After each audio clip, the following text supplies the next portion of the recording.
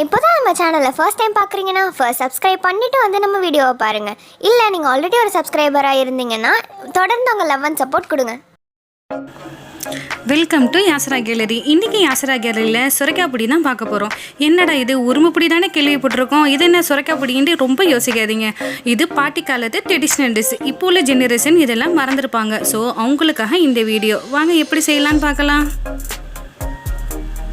இப்போது எனக்கு தேவையான பாதி சுரைக்காவை எடுத்துக்க போகிறேன். அதை தோல் சீவிட்டு சின்ன சின்ன க்யூப்ஸாக நறுக்கிக்க போகிறேன். இந்த டிஷ் சின்னவங்கலேருந்து பெரியவங்க வரைக்கும் விரும்பி சாப்பிடுவாங்க. இது ஈவினிங் ஸ்நாக்ஸாக கூட எடுத்துக்கலாம். ரொம்பவும் ஸ்வீட்டாகவும் இருக்கும், டேஸ்டியாகவும் இருக்கும். ஒரு டிஃப்ரெண்ட் ரெசிபின்னு கூட சொல்லலாம். இது சில பேர் புடிக்கொலக்கட்டைன்னு கூட சொல்லுவாங்க. இந்த சுரைக்காய் பொடியை காரமாகவும் செய்யலாம், இல்லை ஸ்வீட்டாகவும் செய்யலாம். இந்த சுரைக்காய் பொடிக்கு பதிலாக பீக்கங்காயில் கூட நீங்கள் ரீப்ளேஸ் பண்ணிக்கலாம். டேஸ்ட்டாக இது ரெண்டும் சேமாக தாங்க இருக்கும். இந்த சுரைக்காய் பொடியில் நமக்கு தேவையான நியூட்ரிஷன் அண்ட் ஹெல்த்தி பெனிஃபிட் நிறைய இருக்குது. சுரைக்காய்க்கு ஒரு பழமொழியே இருக்குது, கேள்விப்பட்டிருப்பீங்களே, சுரைக்காய்க்கு உப்பு இல்லையா அப்படின்ட்டு சாதாரணமாக எல்லாம் சொல்லுவோம். சாதாரணமாக ஒரு பேச்சு வழக்கில் இருக்கும் ஒரு சொல்லாடல் தான் இது. அதுக்கு பின்னாடி ஒரு மருத்துவ பயனே இருக்குங்க. உடலில் உள்ள அதிகப்படியான உப்பை வெளியேற்றக்கூடிய தன்மை இதற்கு இருக்கிறதுனால தான் சுரைக்காய்க்கு உப்பு இல்லையா அப்படின்னு ஒரு பழமொழியே வந்தது. இது உடலுக்கு குளிர்ச்சியை தரக்கூடிய ஒரு பொருள் தான் இது. அது மட்டும் இல்லை, மலச்சிக்கலை நீக்கக்கூடிய ஆற்றலும் இதுக்கு அதிகமாக இருக்குது. சுரைக்காவை எப்படி வேணுனாலும் சாப்பிட்லாம். பச்சையாக எடுத்துக்கக்கூடிய காய்கறிகளிலும் இதுவும் ஒன்று தான். அதை பொடியாக நறுக்கி பெப்பர் போட்டு ஒரு சாலட் மாதிரியே எடுத்துக்கலாம். வெயிட் லாஸ் பண்ணுறவங்க இதை ஜூஸாக பண்ணி கூட குடிக்கலாம். சமைச்சும் சாப்பிடலாம். எப்படி சாப்பிட்டாலும் உடல் சூட்டை குறைக்கும். இது ரொம்பவும் ஹெல்ப்ஃபுல்லாக இருக்குது. சில பெண்களுக்கு ஆஃப்டர் ப்ரெக்னன்சி வயிறு குறையாமையே இருக்கும். அதை ப்ரெக்னன்சி ஸ்லாப்னு சொல்லுவாங்க. அவங்களும் கூட இந்த சுரைக்காவை எடுத்துக்கிட்டேன்னா நிரந்தர தீர்வு காணலாம். உடல் எடையை சுலபமாக குறைக்கிறதுக்கு இது ரொம்பவும் ஹெல்ப்ஃபுல்லாக இருக்குது. ஹீமோக்ளோபின் கம்மியாக இருந்தாலும் உடல் உப்பிக்கிட்டே போகும். அந்த மாதிரி பிரச்சனை உள்ளவங்களும் சுரைக்காய் பொடியை கண்டிப்பாக எடுத்துக்கலாம். கண்டிப்பாக இது நிரந்தர தீர்வு காணலாம். இப்போ நான் நல்லா கழுவிட்டேன். அது பிஞ்சு சுரைக்காய் அப்படிங்கிறதுனால அந்த ஓரங்களில் பஞ்சு மாதிரி இருக்கும் இல்லையா, அதெல்லாம் நான் எடுக்காமையே நான் சின்ன சின்ன க்யூப்ஸாக கட்ட போகிறேன். எந்த அளவுக்கு நம்ம பொடிசாக கட் பண்ண முடியுமோ அந்த அளவுக்கு நம்ம பொடிசாக கட் பண்ணிக்கலாம். சுரைக்காவுடைய பெனிஃபிட்ஸை எடுத்து சொல்கிறதுனால தான் அது நம்ம உடம்புக்கு எவ்வளோ இம்பார்ட்டன்ஸ் அப்படிங்கிறது உங்களுக்கு தெரிய வரும். அதனால் வாரத்தில் 2 வாட்டியோ இல்லை 3 வாட்டியோ கண்டிப்பாக எடுத்துங்க.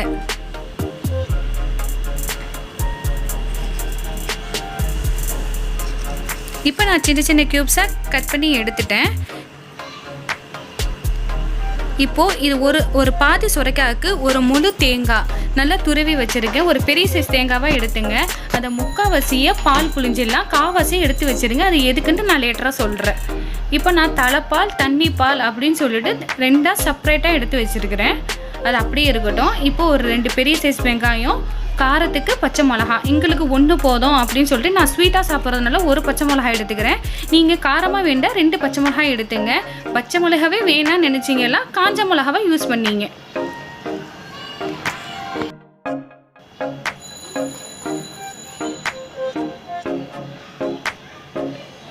பாருங்கள், நல்லா சின்ன சின்னதாக பொடிசாக நறுங்கிடுச்சு. இப்போ நம்ம ஸ்டவ் ஆன் பண்ணி ஒரு பேனை வச்சுக்கலாம். பேன் நல்லா சூடான பிறகு 2 டீஸ்பூன் எண்ணெயை ஊற்றிங்க. நெய் வேணாவும் ஆட் பண்ணிக்கலாம், அது நம்ம இஷ்டம் தான். இப்போ நான் பட்டை மட்டும் லைட்டாக சின்னதாக போட்டுக்கிறேன். அதுக்கு கிராம்பு ஏலக்காய்லாம் எதுவும் தேவையில்லை. இப்போ நம்ம பொடிசாக நறுக்கி வச்சுருந்த வெங்காயத்தையும் பச்சை மிளகாவையும் இதில் சேர்த்துக்க போகிறோம். இதை சேர்த்துக்கிட்டு நல்லா வதக்குங்க. வெங்காயத்தில் ஒரு ஈரத்தன்மை இருக்கும், அந்த அளவுக்கு வதங்கினா போதும். ஏன்னா இது கலர் மாறிடக்கூடாது. வெங்காயத்துக்கு இந்த சுரைக்காய் பொடிக்க தேவையான உப்பையும் இப்போ இதுலேயே சேர்த்துக்கிறேன். 1 ஸ்பூன் சேர்த்துக்கிறேன். இதுக்கு முக்கியமான இன்க்ரீடியன்ஸே இந்த இறால் தான். உங்களுக்கு வேணாகட்டி நீங்கள் குயிட் பண்ணிக்கலாம். நீங்கள் வெஜிடேரியனாக இருந்தீங்கன்னா குயிட் பண்ணிங்க. ஆனால் இறால் போட்டால் நல்ல ஃப்ளேவர் கொடுக்குங்க. அதனால் கண்டிப்பாக சேர்த்து செய்யுங்க. அந்த ப்ரான் போட்டுக்கிறதுனால நான் 1 ஸ்பூன் இஞ்சி பூண்டு பேஸ்ட்டு சேர்த்துக்கிறேன். இதையும் சேர்த்து மீடியமான ஃப்ளேமில் வச்சு நல்லா வதக்குங்க. ஏன்னா வெங்காயத்தோட கலர் மாறிடக்கூடாது. 2 நிமிஷம் பச்சை வாடை போனால் போதும். இப்போது 1 டீஸ்பூன் பெருஞ்சீரகம், அதை நல்லா க்ரன்ச் பண்ணிக்கிறேன்.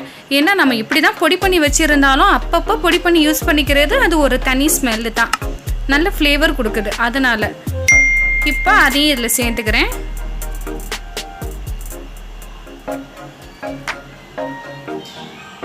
சேர்த்துட்டு இதுக்கு தேவையான மஞ்சத்தூள் 1/2 டீஸ்பூன் சேர்த்துக்கிறேன். அவ்வளோதாங்க. இதுக்கு வேறு எந்த மசாலாவும் ஆட் பண்ணக்கூடாது. அவ்வளோதான், முடிஞ்சிருச்சு. இப்போ நம்ம 2வது பால் தண்ணி பால் தனியாக செப்பரேட்டாக எடுத்து வச்சுக்கிறோம் இல்லையா, அதை இதில் இப்போ ஊற்றிங்க. ஃபஸ்ட்டு பால் அப்படியே இருக்கட்டும், அது நம்ம கொஞ்சம் லேட்டராக யூஸ் பண்ணிக்கலாம்.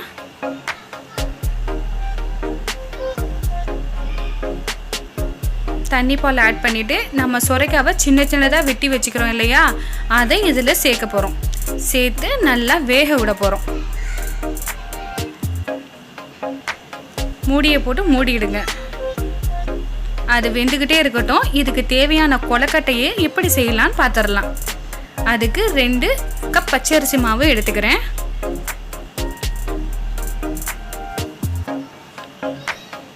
நம்ம ஆரம்பத்தில் ஒரு தேங்காய் திருவல்ல ஒரு காவாசி எடுத்து வச்சோம் இல்லையா, அதை இப்போ சேர்த்துக்க போகிறேன். உப்பு தேவையான அளவு போட்டுக்கிட்டேன்.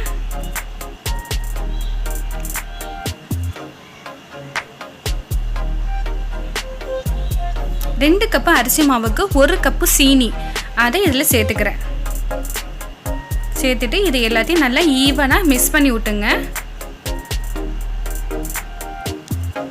மிக்ஸ் பண்ணிவிட்டு நம்ம தலைப்பால்னு எடுத்து வச்சுருக்கோம் இல்லையா, அதை கொஞ்சம் கொஞ்சமாக ஊற்றி நல்லா ஈவனாக மிக்ஸ் பண்ணுங்கள்.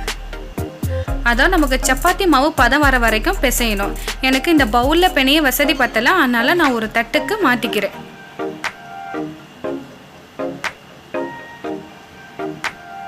ரொம்பவும் திக்காகவும் இருக்கக்கூடாது, தண்ணியாகவும் இருக்கக்கூடாது. கொஞ்சம் கொஞ்சமாக ஊற்றி அந்த பதம் வர வரைக்கும் நல்லா பிசைஞ்சிக்கலாம். அவ்வளோதான், மாவு ரெடி ஆகிடுச்சு. இப்போ இதை நம்ம குட்டி குட்டி பால்ஸாக ரெடி பண்ண போகணும். ரவுண்டு ஷேப்பாக இருந்தாலும் பரவாயில்ல, சிண்டிகல் ஷேப்பாக இருந்தாலும் பரவாயில்ல, குட்டி குட்டி பால்ஸாக போட்டுடலாம். இதுக்கிடையில் நம்ம அதை சுரைக்காய் போட்டு ஒரு 5 மினிட்ஸ் ஆகிடுச்சு இல்லையா, அதனால் அது கீழே பிடிச்சிட்டாக்கா அது ஸ்மெல்லே மாறிடும். ஸோ அதனால் ஒரு மிக்ஸ் பண்ணிவிட்டு முடியை போட்டு அது அப்படியே வெந்துக்கிட்டே இருக்கட்டும். அதுக்கிடையில் நம்ம இந்த மாதிரி குட்டி பாக்ஸாக எல்லாத்தையும் போட்டு எடுத்துடலாம்.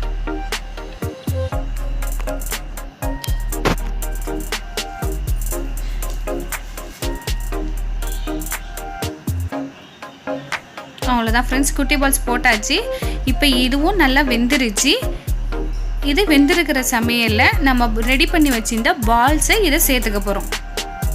இப்போ சுரைக்காய் நல்லா வெந்துருச்சு. இப்போ அந்த பால்ஸை இதில் சேர்த்துக்கலாம்.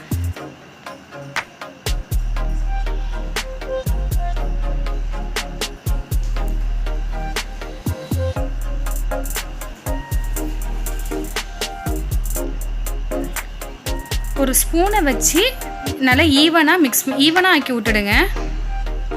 அப்படி உங்களுக்கு வரலனாக்கா 2 காதையும் பிடிச்சி இந்த மாதிரி ஷேக் மாதிரி பண்ணிங்க, இல்லைனா கொலக்கட்டை உடஞ்சிரும். அதனால் இதை லோ ஃப்ளேம்லேயே வச்சுட்டு மூடியை போட்டுடுங்க. அவ்வளோதான். இப்போ 5 மினிட்ஸ் ஆகிடுச்சு. இதை ஓப்பன் பண்ணி பார்த்துடலாம். இப்போ கொலக்கட்டை நல்லா வெந்துருச்சுங்க, நல்லா திக்காகவும் ஆகிடுச்சு பாருங்கள். இந்த ஸ்டேஜில் நம்ம ஃபஸ்ட்டு தலைப்பால் எடுத்து வச்சுருக்கோம் இல்லையா, அதை இது மேலே ஊற்றிடுங்க. தேங்காய் பால் வாசனை வீடே கமக்குது. அதோட இறாலோட ஃப்ளேவரும் நல்லா அட்டகாசமாக இருக்குங்க. அவ்வளோதான். இப்போ நான் அடுப்பை அடக்கிட்டேன். இது ஆவிலேயே இருக்கட்டும். அப்போ தான் அந்த பால்ஸ் எல்லாம் தேங்காய் பாலை நல்லா அப்சர்வ் பண்ணி நல்லா ஜூஸியாக இருக்கும் நம்ம சாப்பிடும் போது. அப்படியே ஒரு 1 hour இருக்கட்டும். இப்போ 1 hour ஆயிடுச்சுங்க. இப்போ தேங்காய் பாலுடைய மனமும் ப்ரானுடைய மனமும் வீடே கமக்குதுங்க. அந்த அளவுக்கு ரொம்ப அருமையாக இருக்குது. நீங்கள் ஸ்வீட் வேணான்னு நினச்சிங்களா, நீங்கள் இந்த ஸ்டேஜ்லேயே எடுத்து சர்வ் பண்ணிட வேண்டியது தான். நாங்கள் ஸ்வீட்டாக சாப்பிட்றதுனால இப்போ 3 ஸ்பூன் சுகர் ஆட் பண்ணிக்கிட்டேன். இவ்வளோ பெனிஃபிட்ஸ் இருக்கிற சுரைக்காயில் எப்படி டேஸ்ட்டாக ஸ்வீட்டாக சாப்பிட்ணுன்னு யோசிக்கிறவங்களுக்கு இந்த சுரைக்காய் பொடி ரொம்பவும் உபயோகமாக இருக்கும். அவ்வளோதான் ஃப்ரெண்ட்ஸ், இதை நம்ம ஒரு பவுலுக்கு ட்ரான்ஸ்ஃபர் பண்ணிக்கலாம். இதுக்கு மேலே ஒரு 3 ஸ்பூன் நெய் ஆட் பண்ணிக்கலாம். நம்ம அந்த நெய் மணத்தோடு சாப்பிடும் போது ரொம்பவும் அருமையாக இருக்கும். அதனால்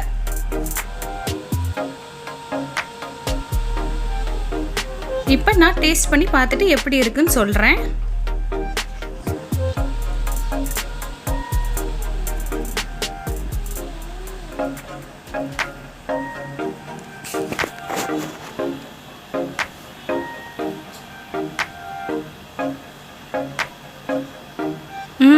டேஸ்ட்டாக இருக்குங்க.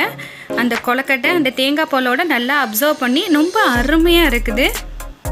இது உணவு பொருளாகவும் மருந்து பொருளாகவும் இருக்கக்கூடிய சொரைக்காய் பால் புடியை இது எல்லோருமே எடுத்துக்கலாம். குழந்தைவங்கலேருந்து பெரியவங்க வரைக்கும் ஒரு எளிமையான எளிதில் செய்யக்கூடிய ஒரு அமிர்தமான உணவு தான் இது. கண்டிப்பாக நீங்கள் செஞ்சு பார்த்துட்டு எப்படி இருந்துச்சுன்னு கமெண்டில் சொல்லுங்கள். ஸோ இந்த வீடியோ உங்களுக்கு யூஸ்ஃபுல்லாக இருந்தால் லைக் பண்ணுங்கள், ஷேர் பண்ணுங்கள், கமெண்ட் பண்ணுங்கள், மறக்காமல் சப்ஸ்கிரைப்